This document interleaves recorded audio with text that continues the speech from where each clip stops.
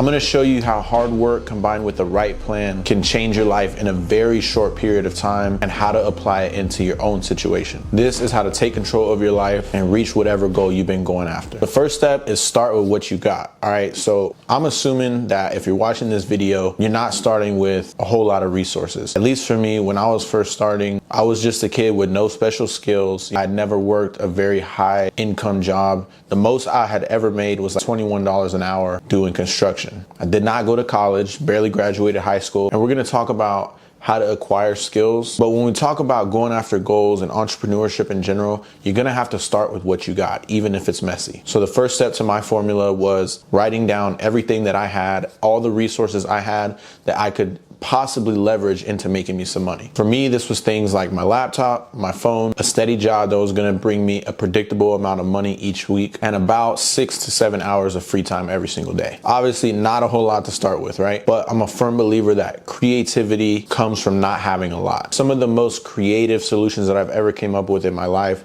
come from me lacking the tools to do what I need to do. And so if you have a goal in mind and you have a list of what you're starting with, you just have to keep both of these things in your mind throughout the day, and your brain will start making connections between the tools you have and the problems that you need to solve. Anything is possible, and especially in today's world, you can find a way to solve pretty much every problem that you have with the tools that you already have.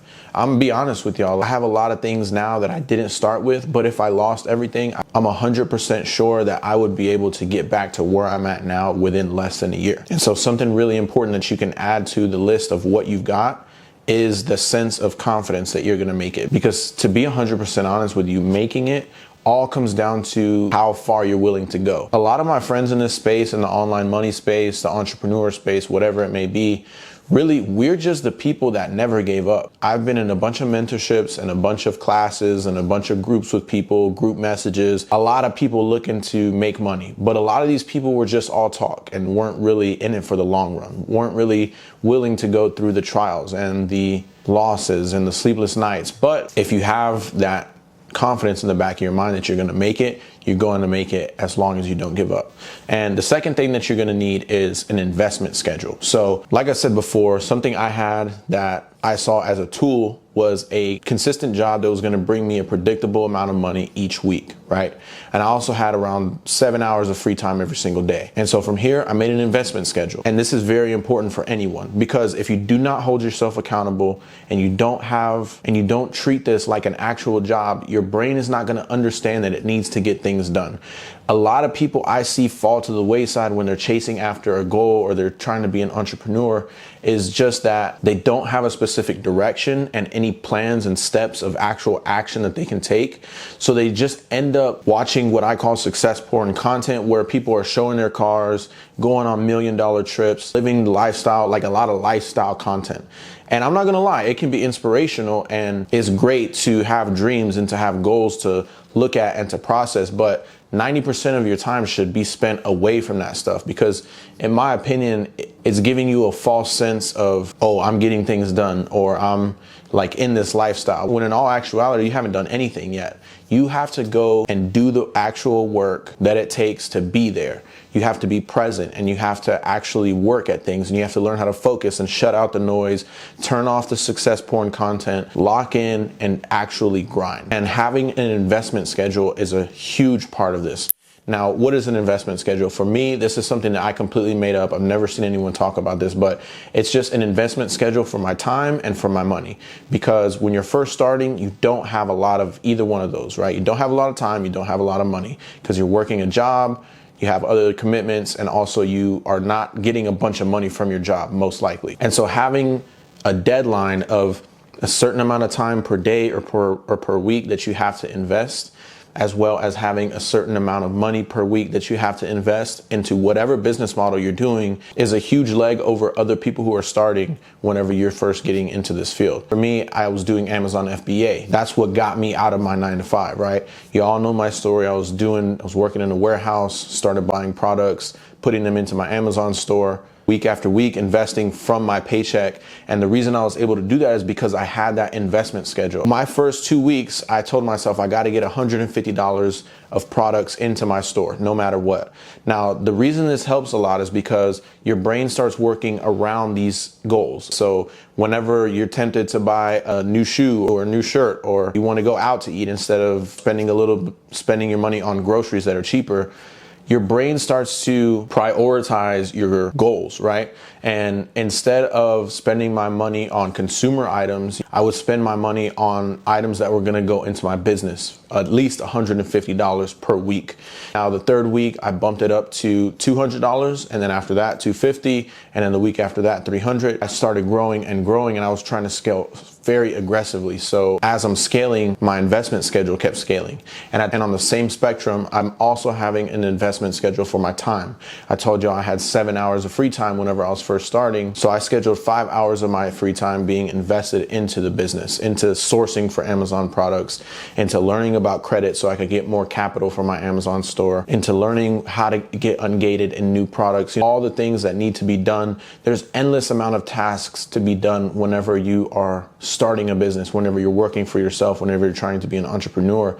But if you don't have a list of, I need to spend this much time working on the business and I need to spend this much money, it's so much easier to get pushed around by life, because that's what happens with most of us is you get pushed around by life and you end up putting your dreams to the side because they're just dreams. They'll always be there. I'll come back to them whenever I have more money or whenever I have more time. I get these excuses all the time. You get hundreds of DMs that say, oh, I want to start Amazon. I'm looking to start with you whenever I have more time, maybe in a couple months. But when I first started, I didn't have the time. I didn't have the money, but I scheduled the time and the money because my goal was more important than whatever I was going to do with my time outside of work or whatever I was going to do with my money outside of work. And to be honest with you, it's a very temporary investment, because after 6 months of this schedule of investing my time and my money into the business, I had more time and more money because I was able to quit my job and I had more money coming in from the Amazon store. So have an investment schedule. Make sure that you're keeping yourself accountable and don't let anything get in the way of that investment schedule. For me, even if it came down to me missing a meal or me not paying something that I really wanted to, I always found a way around it, because to me the most important thing was my investment schedule. My time and my money were more important going into my business. Spend 6 months on a very strict investment schedule. Now, the third thing you're gonna do here, and this is very important, is learn the hard things first. All right, there's so many people starting every single business model right now. The internet is a great tool, but it spreads like wildfire. And this is why people say every business model that you want to get into is saturated. And if we're talking about just plain people joining and people starting whatever business model, it is saturated. Credit repair is saturated. Amazon is saturated. Content creation is saturated. It's all saturated, but I've been successful in all of them because I learned the hard things first. This is what everyone avoids. And it's not saturated because there's so many people being successful at it. It's saturated because there's so many people starting it. So if you can separate yourself from the people who are starting it and put yourself in the 1% of people who are actually doing it and actually profiting off of it, that's all that matters. And the number one way that I've seen people do that is to learn the hard things first. All right, so for example, when you're getting into Amazon, no one wants to learn how to source first. They want to know, hey, what products do I sell? They want to know, hey, what are your suppliers? Where do I go to find products? What's the best product to sell? What's the one product I can start selling right now? And my answer is always the same. You have to learn how to source. You have to learn how to find your products. I can give you a product to start with, but you'll buy a couple of them, make some money off of them, and then what? You're on to the next product, but you don't know where to find it. It's that old saying, you give a man a fish, he'll eat for a day. Teach a man to fish and he'll eat for the rest of his life. Whatever that quote is, but it stands. If you do the work that everyone else is avoiding in the beginning, you will have results that no one else is getting. Everyone wants to get into Amazon and set up their LLC, which you don't need to start. They want to ungate all these different brands, which you don't need to start. You can have all the brands ungated, but if you don't have anything to sell, it doesn't make any sense. People want to repair their credit and they want to know, what's the account that I should add? What bank should I go get right now that'll boost my credit? This is a process. You've got to know that you're in it for the long haul. At least get into it. Have a 3-month mind frame. Every 3 months, that's when you should be doing your planning. That's when you should be planning out these moves. But learning the hard things first is going to put you miles ahead of everyone. And I know this from personal experience. I'm a big mentorship fan. I would always get into mentorships whenever I was learning new skills. And every mentorship I got into, I always make sure to work the hardest at the hard things first. And I outshined everyone in the mentorships that I got into. You can see me with my mentors. I'm always, in every mentorship that I've gotten into, I've always been a success story. I've been on many of my mentors' YouTube channels as a success story because when I get in, my first focus is the hard things. And that's the same advice that I give to the students in my mentorship is, look, focus on the hard things. No one wants to learn how to source. No one wants to put the practice in to learn how to find products. So if you learn how to find products, I guarantee you will be a success story. And time after time again, the people who do that end up on my YouTube videos like me saying, look, this is how you do it. This is a success story right here. But there's also always going to be those people who just want to get in and feel like they're running a business. They want to feel like they're taking steps towards success when in actuality, they're not really doing anything that you couldn't do for free. If you're spending money on a business or you're spending money on a mentorship, do the hard things first. Whatever that may be in your field, whatever you're getting into, figure out what that one skill is that no one else is learning, that everyone is avoiding, and learn that. If you're getting into Amazon FBA, it's 100% sourcing, learning how to find products. You could go through the motions with everything else, but if you're learning Amazon, you have to learn how to find profitable products before anything, because it doesn't matter if you know how to ungate them. If you don't have anything to sell, you won't make any money. Next, we're moving on to something that you will be dealing with 100% once you start getting some motion, and that is repetitive tasks will make you money, but you have to learn how to delegate sooner or later. This is a big mistake of mine. You cannot be a one-man show. Getting money is a team sport, and you have to have the right team. Now, the reason I say repetitive tasks make you money is because in the beginning, you're gonna learn these things that are gonna get you a little bit of money, and you have to do them over and over and over and over again to make more money. And that's something that a lot of people have trouble with. A lot of people make a couple sales on Amazon and then they start saying, how do I scale from here? Well, unless you have funding, unless you have more money somewhere, you're gonna have to do this over and over and over again. So when you first get into a business model, chances are whatever you learn that is gonna make you money, you're gonna be doing that over and over and over again for a certain period of time. But to scale out of that certain period of time, you're gonna have to learn how to delegate. You have to learn how to outsource. You have to learn how to teach people. And teaching people is always better, in my opinion, than hiring people. Because in my experience, right, something that we do in the Amazon business is have people source for you, right? It's called getting a virtual assistant and they find products for you. In credit repair, your virtual assistants, they repair the credit for you, for your clients, right? And basically you're outsourcing whatever you used to do to other people, and they're doing it for a cheaper price than you're charging, and you're keeping the difference, right? Every business model has something like this, but you have to be the boss and learn how to delegate that to grow your business, because you can't always be doing everything in your business. A rule of thumb is you want to work on the business 80% and you want to work in the business 20%, all right? This is where I'm trying to scale up to always. With whatever I'm doing, whatever business I've got going on, I'm always trying to work 80% on the business and 20% in the business. For example, with my mentorship, I know that my clients will be happier, my students will be happier and have a higher success rate if I work on the business, putting more information in there, putting more value, more updates, different things that they can learn, putting them onto different business models, different ways to multiply their money. They'll get more out of that than me sitting with them, with the new students, and just telling them over and over again, this is how you engage, this is how you find products. I'm outsourcing a lot of that. There's video modules in there, and I have a team of people who are starting with them. And for sure, on calls, when people have those questions, I always answer them. But I make sure that I'm putting my best foot forward whenever I'm presenting my information to my students, because if I can give you a very deep, detailed video about the beginning, then we can focus on the stuff that is in the way of you scaling up.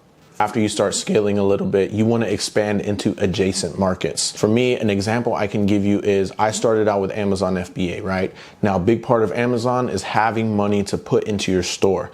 And not a lot of people have that, right? Most people who are starting Amazon hear about it because it's a better way to make money than a job. They hear that you can make a lot of money, and both of these things are true, but it takes money to make money. And a big part of Amazon is getting your credit right and using your credit to buy more products, AKA getting business funding. And this is something that I actually got a separate mentorship for. How do I to learn how to get my credit right, how to repair it, how to structure it, and how to get business funding from banks. To use the bank's money to buy more products, flip it, and pay the bank back and keep the profit, right? Well, after learning that from the mentorship that I got into, then I turn around and start teaching this to my students. So now I'm not only teaching my students how to get into Amazon, now I not only know how to get into Amazon, now I'm also learning more about business funding, credit, and now I can teach that to my students. And that was an adjacent market that I branched off into a year ago whenever I was first learning about it. And that's something that you can do with whatever business model you're into. There's likely another business model that's attached to it, right? A business model that is adjacent to business funding is credit repair. A lot of people want business funding, but if your credit is not right, you're gonna need credit repair, which is a whole nother industry. So there's a bunch of adjacent markets to each other that you can tap into if you're already in one. And you can just start growing a web. Like me, I'm always gonna be a perpetual student. I'm always studying, I'm always perfecting my craft. And this allows me to learn new skills that are adjacent to me. I'm not just learning random stuff. I'm learning things that can help the people that were in my situation, things that I've actually taken advantage of. And with those adjacent markets, then you can start making money off of that and scaling outwards. Which takes me to my next point which is teach the people below you. This is a huge hurdle that a lot of people have to get over, is teaching people, is the fact that you can help people that are in a lesser position than you, help them start and scale. There is no limit to who you can teach as long as you have some experience and you're speaking from experience, you've done something, you can then teach those skills to more people. This is a huge part of internet money, is people want to learn. There's a market. People want to know how to escape their jobs. People want to know, how do I make money online? And if you follow these steps and you've actually done something online, you can then take that skill and teach other people and they will pay you for it.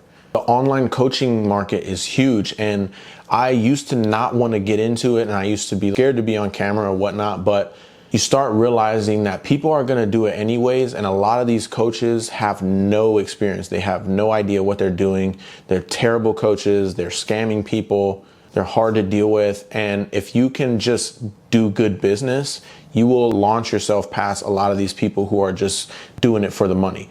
A lot of what I do is just trying to help the people who are trying to do what I've done before. And if you can do that, you'll make a whole lot of money. And content is a big part of that too. Don't be afraid to document what you're doing. You will speak to someone who relates to you, even though there's other people out there doing what you do already. There's hundreds of people doing Amazon. There's hundreds of people doing credit repair, business funding. But I have my own niche because there's people who relate to me. There's people who feel like they came from where I came from. And those are the people that I'm set on helping. You will find your audience. You just got to put yourself out there. Now, the last little bonus tip that I'm going to give you that's really going to help you along the way, that helped me keep my sanity on this journey, is to have hobbies that stimulate your mind in creative ways. Now, this is hugely important because for me, I go against the grain of this hustle grind culture because a lot of it is very chaotic energy, very wired and based on caffeine, and just got to get up and go. And I believe in chasing your dreams. I believe in hard work 24/7. But what I notice with a lot of these guys who are wired and really high energy, high strung, is it's only for a short period of time. You can only sustain that energy for a very short period of time, and you start taxing yourself. Whereas I take an approach where I know I'm going to work every day and I know that I'm going to go hard, and I approach it as a very long marathon, not a sprint. And having hobbies that stimulate your mind in creative ways is a big part of that, because my hobbies aren't there to decompress, right? For me, like I said, I don't rely on caffeine to get going. I don't rely on music or even get like really wired and really amped. I work cold, calculated. And so whenever I have time for hobbies, it's not me trying to watch TV so I can relax because I've had so much caffeine and I've been going all day. It's not me, I'm not drinking or smoking to try and decompress from what I've been doing all day. So my hobbies are here to also help me problem solve. Me doing my hobbies is also working. One of the hobbies I have is drawing. And I'll actually show you. This is my sketchbook, all right? And while I'm not working directly on my business, on the mentorship or on Amazon or on credit repair or on business funding, I'm drawing in my sketchbook. And while I'm drawing in my sketchbook, I have come up with some of the most creative solutions to some of the problems that I'm facing in these businesses, because it's a hobby that is not corrosive to my mind. It's a hobby that stimulates that brain activity and keeps me going, but it also is something more enjoyable for me. And so at the same time that I'm drawing, I'm also coming up with solutions to the problems that I'm having. So find a hobby of yours that can stimulate your mind and can also help you problem solve in your downtime. Because being an entrepreneur, working for yourself, especially in the beginning, it's a 24/7 job. A lot of people like to make it seem like, oh, you put a couple hours in a day and you hit a big play and you're off for like 6 months at a time. Not the case. All right, if you want to make real money, if you want to make anything past 30K a month, it takes focus, it takes long-term effort, and it takes a lot of brain power. And you're gonna have to take care of yourself. You're gonna have to keep yourself motivated. You're gonna have to be your own engine. Nobody's gonna believe in you the same way that you believe in yourself to make that vision happen. Especially if you're someone like me. I come from a very small town, a small family. My parents worked regular jobs. My mom was an accountant. My dad is a construction worker and a residential inspector. And so me coming to them and saying, I wanna start this business that makes 30K a month, you can't expect people to follow you like that. You can't expect people to see the vision, because if you've never done anything like that in your life, or nobody's around you has done anything like that, it sounds crazy. And a lot of people get mad at that. A lot of people like to hold grudges and say, no one ever believed in me. I did this shit on my own, and rightfully so. I've done everything on my own as well. No one believed in me either, but I don't see it as a negative. I see it as a positive. To me, it gives me that motivation to be like, no one thinks I can do this, so I'm alone. I don't have anyone to disappoint, and I'm just gonna get after this and I'm gonna do it. You have to be that your own fire in the beginning. If you have a vision, you have to go after it. You can't let it fall to the wayside because you want to watch TV or play video games. You've got to be willing to reinvent yourself and change your life. I went from a kid who literally smoked weed every day, played video games, watched TV, and just hung out with my friends constantly. And even I look back at those times, and I would always tell my friends and my family, oh, I have these big plans. I want to do this and do that. But that's all they were, just plans. They were just dreams. And it wasn't until I got serious and I got out on my own and I actually got serious about it and wrote out this formula. This is something that I wrote out for myself. This is a master plan in my eyes that, for me, that's magic. It's sitting down, writing a plan out, and doing what's on that piece of paper. Your brain understands so much better when you write out your plan. When you say, all right, these next 6 months are gonna change my life. And that's what happened to me. Sometimes it takes hurt too. You have to be willing to take the hints that life is giving you to make a change. For me, I knew it was time to make a change. And so I sat down, I wrote out this formula. I took note of, what do I have that I can start with? What business model am I gonna get into? And I started learning it, and I started taking notes, and I never gave up. I went through a whole lot of L's, a whole lot of losses, a whole lot of lessons, a whole lot of trials, sleepless nights, mistakes, but all in all, the goals that I had have been surpassed. All I wanted to do was make 10K a month. All I wanted to do was quit my job and have freedom. And now that's way behind us. And the goals are different now. I've got different formulas now. And this is my advice to my younger self. If I met myself 5 years ago and I saw myself just wasting time, this is exactly what I would tell myself. Look, take this formula, apply it to your situation, and you're gonna be rich within a year and a half. You can do that, man. You can, it's more than achievable for anyone. There's so much money out here. There's so much motion. There's so much room for growth in every business model.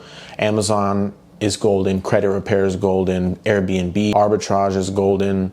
Any business model, trading is golden. Any business model you see that people are making money at, you can double down on it and separate yourself with this formula. You can learn the hard things first. You can become that top 1%. Learn from people, take notes, and do what you gotta do. Because at the end of the day, you're all you got. So if you want to get into Amazon, if you want to learn about Amazon, credit repair, business funding, you can sign up to be a part of my one-on-one mentorship. The links will be down below in the description. I take all my students and show them how to sell on Amazon, find profitable products, and then take their credit and get business funding so that they can buy even more products and put them into the store and become top 10% Amazon sellers. So many success stories come out of there because I actually take pride in what I do. My name is on on this mentorship, and I do not take that lightly. So if you're looking to make some online money, get after it, follow these steps, follow the formula. I'll see you at the top. Sell things online, make lots of money.